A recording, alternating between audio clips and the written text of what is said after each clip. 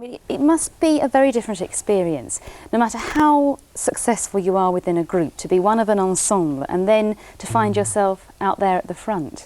Yes, it's quite a jump to make. I'm thrilled. I didn't expect to get so much success so soon. Yes, it looks very good at the moment. I'm very pleased. Now, we were discussing while we were looking at the film there. In fact, there's a story in the Daily Mirror today saying that you're nervous. Yes. Oh dear. Well, you see, you have to read these things. Sorry, was it your paper?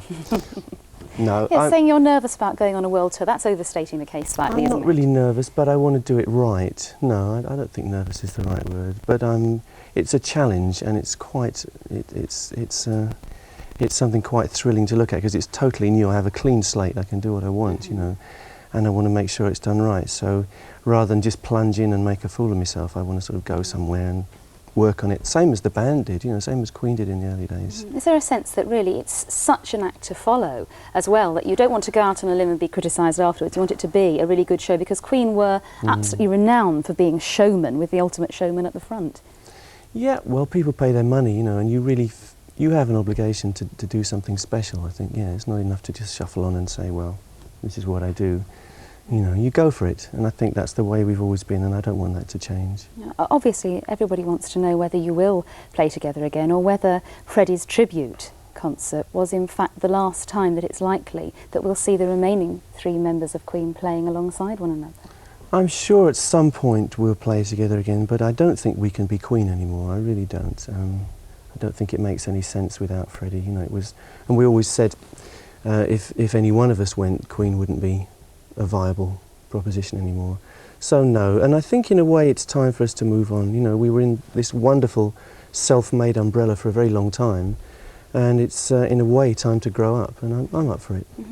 The album, you've called it Back to the Light. I mean, obviously the 2 years when you were writing it, a very difficult time. Freddie had been very ill, and then, as we all know, had died.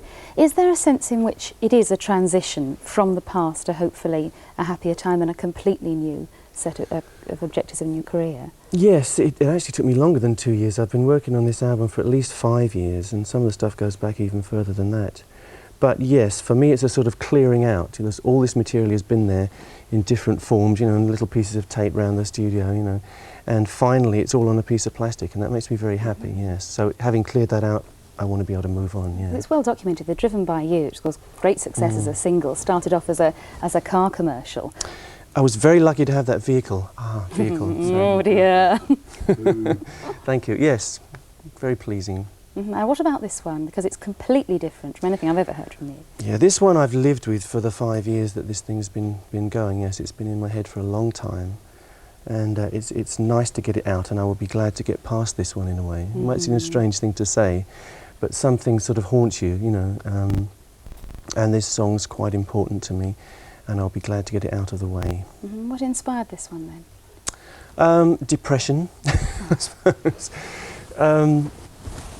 And songs are a very good way of taking things out of something inside you and putting them there so you can see them and work on them. And it's not just about me, it's not just about one particular instance. It's a song, you know, which I crafted and worked at, and I'm quite proud of. And I hope that being a song, it will mean something to a lot of other people. That's what it's all about. Happier times ahead from you. I'm sure you can't go wrong with it at number 7 in the charts. We'll see a little bit more of you later on, Brian. Thanks very much for coming in. All right.